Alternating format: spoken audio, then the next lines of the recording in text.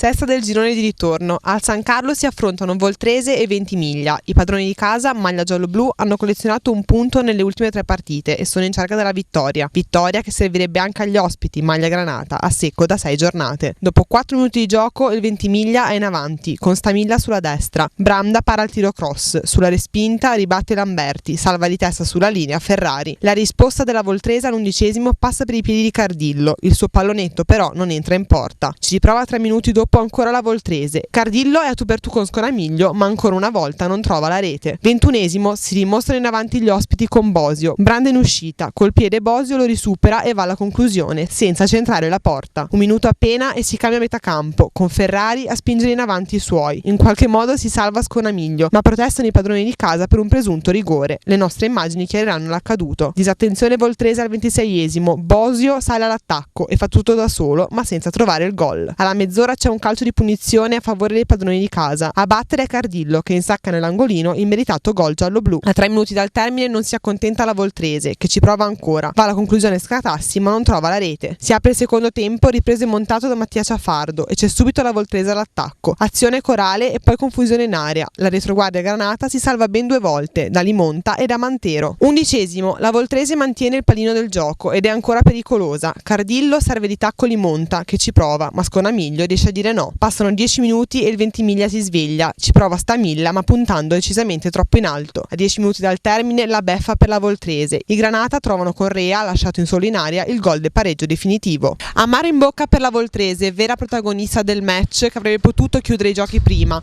Un pareggio in rimonta che invece per il Ventimiglia fa da morale.